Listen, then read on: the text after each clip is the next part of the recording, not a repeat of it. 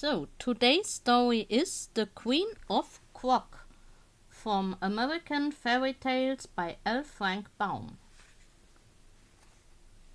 A king once died, as kings are apt to do, being as liable to shortness of breath as other mortals. It was high time this king abandoned his earth life, for he had lived in a sadly extravagant manner, and his subjects could spare him without the slightest inconvenience. His father had left him a full treasury, both money and jewels being in abundance. But the foolish king, just deceased, had squandered every penny in riotous living. He had then taxed his subjects until most of them became paupers, and this money vanished in more riotous living.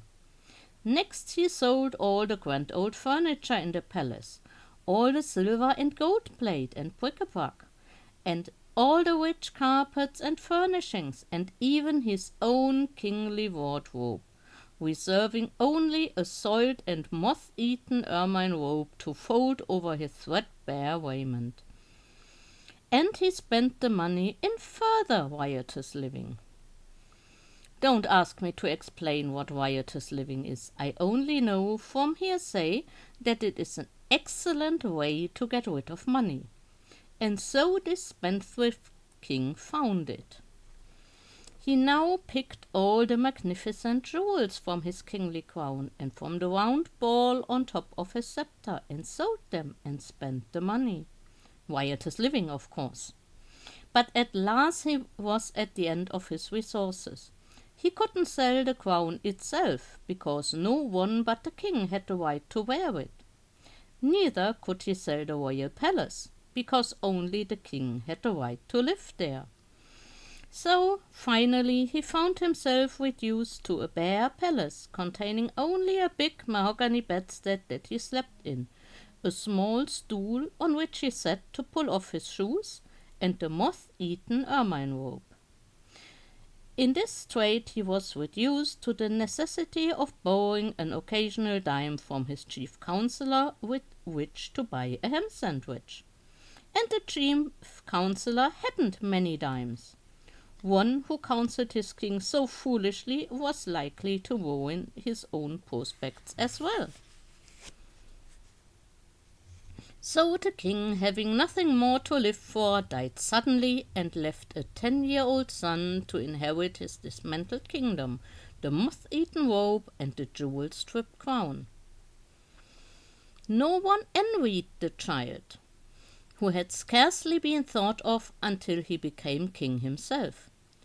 Then he was recognized as a personage of some importance, and the politicians and hangers-on, headed by the chief counselor of the kingdom, held a meeting to determine what could be done for him. These folk had helped the old king to live riotously while his money lasted, and now they were poor and too proud to work. So they tried to think of a plan that would bring more money into the king's treasury, where it would be handy for them to help themselves. After the meeting was over, the chief counselor came to the young king, who was playing peg-top in the courtyard, and said, "Your Majesty, we have thought of a way to restore your kingdom to its former power and magnificence." "All right," replied His Majesty carelessly. "How will you do it?" "By marrying you to a lady of great wealth," replied the counselor. "Marrying me?" cried the king. "Why, I am only 10 years old." "I know it is to be regretted, but your Majesty will grow older, and the affairs of the kingdom demand that you marry a wife." "Can't I marry a mother instead?" asked the poor little king, who had lost his mother when a baby. "Certainly not," declared the counselor. "To marry a mother would be illegal. To marry a wife is right and proper." "Can't you marry her yourself?" inquired His Majesty, aiming his peg-top at the chief counselor's toe and laughing to see how he jumped to escape it.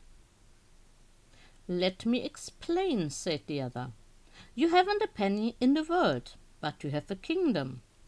There are many rich women who would be glad to give their wealth in exchange for a queen's coronet, even if the king is but a child. So we have decided to advertise that the one who bids the highest shall become the Queen of Quok." "If I must marry at all," said the king after a moment's thought, "I prefer to marry Niana, the armorer's daughter." "She is too poor," replied the councillor. "Her teeth are pearls, her eyes are amethysts, and her hair is gold," declared the little king. "True, your majesty, but consider that your wife's wealth must be used. How would Niana look after you have pulled her teeth of pearls, plucked out her amethyst eyes, and shaved her golden head?" The boy shuddered. "Have your own way," he said despairingly. "Only let the lady be as dainty as possible and a good playfellow." "We shall do our best," returned the chief councillor, and went away to advertise throughout the neighbouring kingdoms for a wife for the boy king of Quok. There were so many applicants for the privilege of marrying the little king that it was decided to put him up at auction in order that the largest possible sum of money should be brought into the kingdom. So on the days appointed, the ladies gathered at the palace from all the surrounding kingdoms, from Bilcom, Mulgravia, Junkum, and even as far away as the Republic of Macworld. The chief councillor came to the palace early in the morning and had the king's face washed and his hair combed, and then he patted the inside of the crown with old newspaper to make it small enough to fit his majesty's head. It was a sorry-looking crown, having many big and little holes in it where the jewels had once been, and it had been neglected and knocked around until it was quite battered and tarnished. Yet, as the councillor said, it was the king's crown, and it was quite proper he should wear it on the solemn occasion of his auction. Like all boys, be they kings or paupers, his majesty had torn and soiled his one suit of clothes, so that they were hardly presentable, and there was no money to buy new ones. Therefore the councillor wound the old ermine robe around the king and set him upon the stool in the middle of the otherwise empty audience chamber. And around him stood all the courtiers and politicians and hangers-on of the kingdom, consisting of such people as were too proud or lazy to work for a living. There was a great number of them, you may be sure, and they made an imposing appearance. Then the doors of the audience chamber were thrown open, and the wealthy ladies who aspired to be Queen of Quok came trooping in. The king looked them over with much anxiety and decided they were each and all old enough to be his grandmother and ugly enough to scare away the crows from the royal cornfields, after which he lost interest in them. But the rich ladies never looked at the poor little king squatting upon his stool. They gathered at once about the chief councillor, who acted as auctioneer. "How much am I offered for the coronet of the Queen of Quok?" asked the councillor in a loud voice. "Where is the coronet?" inquired a fussy old lady who had just buried her 9th husband and was worth several millions. "There isn't any coronet at present," explained the chief councillor, "but whoever bids highest will have the right to wear one, and she can then buy it." "Oh," said the fussy old lady, "I see." Then she added, "I'll bid $14. $14,000, cried a sour-looking woman who was thin and tall and had wrinkles all over her skin. Like a frosted apple, the king thought. The bidding now became fast and furious, and the poverty-stricken courtiers brightened up as the sum began to mount into the millions. "He'll bring us a very pretty fortune after all," whispered one to his comrade, "and then we shall have the pleasure of helping him spend it." The king began to be anxious. all the women who looked at all kind-hearted or pleasant had stopped bidding for lack of money, and the slender old dame with the wrinkles seemed determined to get the coronet at any price, and with it the boy husband. This ancient creature finally became so excited that her wig got crosswise off her head and her false teeth kept slipping out, which horrified the little king greatly. But she would not give up. At last the chief counselor ended the auction by crying out, "Sold to Mary Ann Purczynski de la Porcus for $3,900,624.16. And the sour-looking old woman paid the money in cash and on the spot, which proves this is a fairy story. The king was so disturbed at the thought that he must marry this hideous creature that he began to wail and weep, whereupon the woman boxed his ears soundly. But the counselor reproved her for punishing her future husband in public, saying, "You are not married yet. Wait until tomorrow, after the wedding takes place. Then you can abuse him as much as you wish. But at present we prefer to have people think this is a love match." Right. The poor king slept but little that night, so filled was he with terror of his future wife. Nor could he get the idea out of his head that he preferred to marry the armorer's daughter, who was about his own age. He tossed and tumbled around upon his hard bed until the moonlight came in at the window and lay like a great white sheet upon the bare floor. Finally, in turning over for the 100th time, his hand struck against a secret spring in the headboard of the big mahogany bedstead, and at once, with a sharp click, a panel flew open. The noise caused the king to look up, and seeing the open panel, he stood up on tiptoe, and reaching within, drew out a folded paper. It had several leaves fastened together like a book, and upon the first page was written, "When the king is in trouble, this leaf he must double, and set it on fire to obtain his desire." This was not very good poetry, but when the king had spelled it out in the moonlight, he was filled with joy. "There's no doubt about my being in trouble," he exclaimed, "so I burn it at once and see what happens." He tore off the leaf and put the rest of the book in its secret hiding place. Then, folding the paper double, he placed it on the top of his stool, lighted a match, and set fire to it. It made a horrid smudge for so small a paper, and the king sat on the edge of the bed and watched it eagerly. When the smoke cleared away, he was surprised to see, sitting upon the stool, a round little man who, with folded arms and crossed legs, sat calmly facing the king and smoking a black briar-wood pipe. "Well, here I am," said he. "So I see," replied the little king. "But how did you get here?" "Didn't you burn the paper?" demanded the round man by way of answer. "Yes, I did," acknowledged the king. "Then you are in trouble, and I've come to help you out of it. I'm the slave of the royal bedstead." "Oh," said the king, "I didn't know there was one." "Neither did your father, or he would not have been so foolish as to sell everything he had for money. By the way, it's lucky for you he did not sell this bedstead. Now then, what do you want?" "I'm not sure what I want," replied the king, "but I know what I don't want, and that is the old woman who is going to marry me." "That's easy enough," said the slave of the royal bedstead. "All you need do is to return her the money she paid the chief counselor and declare the match off.